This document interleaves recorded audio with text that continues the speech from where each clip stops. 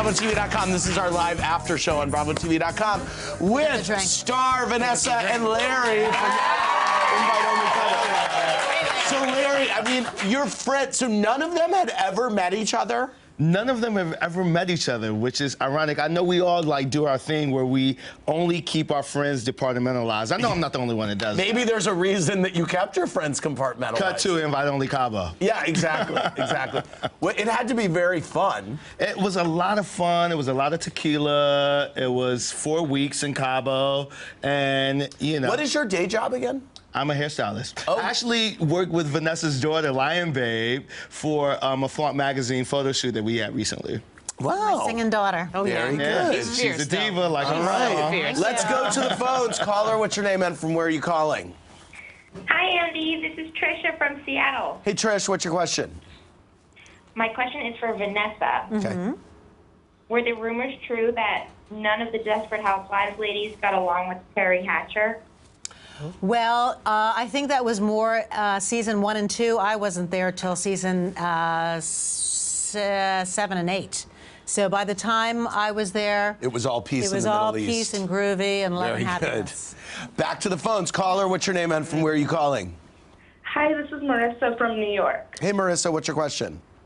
I have a question for Star, and I wanted to ask, on a scale of 1 to 10, how happy were you that you weren't at The View for Rosie and Elizabeth's huge fight? I kind of wanted to be there. You did? I mean, come on. Now, first of all, I would have probably been a good peacemaker. Okay. And the only thing I really didn't like was the split screen. Because the split screen indicated that they were really angry with each other. And the first rule of being on The View is you can disagree without being disagreeable. Right. And that showed that they were disagreeable, and the audience doesn't like that. Had they ever done a split screen before that? Not that I recall. No. And if they did a split screen, it was in a fun way. It wasn't to set up so how do you this think... corner and then in this corner. You know, that was the way it was set up. So how do you think that split screen happened? Oh, I know how it happened. How? The executive producer at the time said, go to the split screen. The director went to the split screen. That's what happened. We're in a split screen. Okay, hello. But see, I'm loving on you. I know, exactly. Exactly. That's interesting. And I know Rosie really resented that split screen. She talked about that she really resented it. Rosie's a veteran of television, and she knows what it means to do the split screen when you're in the middle of a heated argument. Because if we were disagreeing and I reached out and I'm working with you to try to work through it, that's not a split screen moment. Yeah. But what's interesting is if that happened today, people probably wouldn't think twice about it just because... It is now pro forma. That is really where television has gone. Right. Disagreeable is what sells. Right. All right, back to the phones. Caller, what's your name and from where are you calling? Hey, this is Quinton from Greenville, South Carolina. Hey, what's your question? Hey, Andy. My question is for Vanessa Williams. I have to say that my partner is a huge fan, so he is literally dying right now. Okay. But my question was, are you planning on recording any new music anytime soon? I would love to. You know, I have concerts pretty much. I do like 3 to 4 a month, so I'm out there on the road, but I would love to. So it's a new kind of dynamic now. I mean, you used to be signed to a record company, and, you know, so now you got to kind of make it happen yourself. Right. And so I'm going to make it happen. Very good. Back to the phones. Caller, what's your name and from where are you calling? Hey, I'm Victoria from Texas. Hey, Victoria, what's your question? My question's for Star. So what do you think about the talk and the reels, since they're basically copycats of The View? Where's the damn teacup?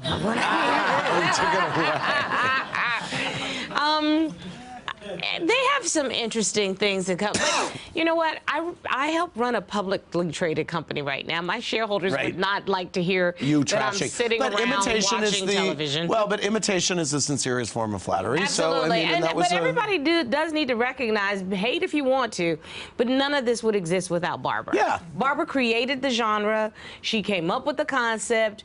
She is the godmother for all of these iterations, if you will, all of panel talk shows. So just give it up to BW up in the house. Absolutely. That's it. We got some questions about Celebrity Apprentice. Did NeNe ever apologize to you for your time on that show? Well, she was I mean, we were in competition. She didn't need to apologize to me. I mean, it was television. We were working to try to win money for a charity. I won $175,000 for the American Heart Association. Very good. Not a big deal. You and Real Housewife of Beverly Hills Lisa Rinna were not exactly BFs either. I need the teacup. Okay, back to the phones. Caller, what's your name and from where are you calling? My name's Alicia. I'm calling from Kingwood, Texas. Hey, what's your question? My question's for Star. I was wondering who gave you a better wedding present, Donald Trump or Hillary Clinton? Well, my friendship with Hillary has lasted over 2 decades, so that's a much better present. Right. Absolutely. Right. I adore her as secretary. Literally is one of the smartest women I've ever had the privilege of knowing, and I would stand for her any place, anytime, anywhere she says, right here, right now, she should be 45. So now. Tell me about, so Daytime Divas, will this be, I mean, the book was so fun, and then here, I mean, this has to be your absolute kind of fantasy moment that this book was turned into a scripted show. I mean, it makes all the sense in the world. I was writing, You wrote it. I was writing the book while recuperating from open heart surgery. Right. And I always, when I write in my mind's eye and I put somebody in the place. Maxine Robinson was always Vanessa in my mind's eye. It never was anybody else. And to actually have, I'm going to be emotional, to actually have someone who I've known for over 2 decades, who I consider like a sister friend, to be Maxine Robinson and bring her to life every single week is a dream of a lifetime. She is magnificent. She has taken my words, my thoughts, my ideas, and just shined, and I adore her for it. Okay? Nice. That's And great. I ask her about all the real stories, too, and she tells me them all. Really? Oh, She that's knows. good. You know, by the way, did you keep a diary or anything during your time at The View? I didn't have to. This is trivia. I actually have a photographic memory. Is that true? Really? So, like Director Comey, Yeah. I could remember every damn thing. Really? Wow. Very good. I don't need the tea right now. That's so funny. What was Trump's wedding to Melania like, by the way? What was that like? It was beautiful. It was. Actually, he asked me for my photographer. So, I mean, really and truly. That's it was so funny. really beautiful. And I know all 3 of his wives. I mean, I know all of his children. Tell me about the hair. I actually helped do the hair of his youngest daughter, Tiffany. Wow. The one he doesn't really speak to that much. Yeah. Wow. I did for the wedding, the daughter of the 2nd wife, for the wedding to the 3rd wife. I helped do her hair that day. I mean, just in reality, and I can give you one nice thing about Trump. He actually was the person who helped me with long-range planning for business. So that was, I've said this before, we was really good with that. And then he started that birther nonsense. Right. And I had to punch him in his face. Right. Did you ever talk to him about that? Because wasn't that around the time you were on The Apprentice? It was right after we finished shooting, but before it went on the air. And so did you ever have a moment where I you called said to him what you I did? spoke to his secretary, I spoke to his children. I went and had a sit down With him? with his children and told them that if he didn't stop this stuff, I would have no choice. He didn't stop it, and I have not spoken to him since. Wow. And so, but you know. That's why you don't want to mess with me. But that is, I will say, I really admire you for, people don't know this, you came and met with me about an issue that was close to your heart years ago, that was purely off the record, that was just about you trying to do better for the community and the world. And so you're kind of that person. You will go and you tried to make that happen. And women empowerment is what means the world to me. It really does. Another woman's success makes me happy. Right. It just elevates me. I think a rising tide lifts all boats. Right. And I get to work with the National Association of Professional Women every day. And that's women who just exist for each other's success. So that's why Daytime Divas is like my baby. And Vanessa, as the lead, she elevates it, and she leads the other women as a part of the program. She's a master networker. She will work and figure out who is doing what and get it done. Manifestation right here. What is next for you, by the way? Besides doing Daytime Divas. For a second season? For a second season. Yeah. We're waiting to get the pickup You for have that. 18 things going right now. Yeah, and my clothing line and also, singing. Yeah. What did you think of the whole Phaedra thing at the end of the reunion? I know, because I just spoke to you right before. Yes. Yes.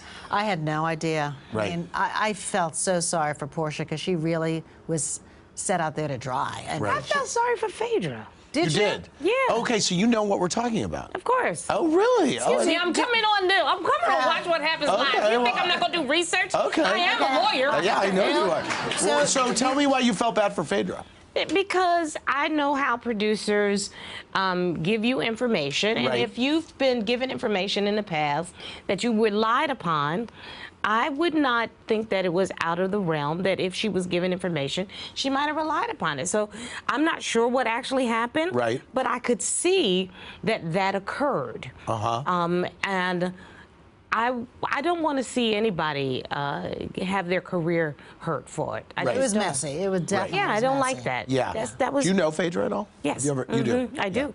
But I know a lot. I mean, first of all, I've lived and worked in Atlanta. Yeah. I know a lot of the ladies down there. Yeah. And again, it's important to me to elevate black women. Okay? Yeah. I don't like to see them jumping across tables, Andy. I told you that before. Yes, I know. We've discussed this. Okay? Well, I mean, I don't either, with all due. It's not in the contract that you have to jump over a table. Exactly. They just jump. Yeah, I want to thank Star Jones and Vanessa Williams and Larry Sims from Invite Only Cabo Sundays at 9. For more, click around BravoTV.com. Good night, everybody. Thanks for watching. Watch more clips here and subscribe to our channel here. See ya.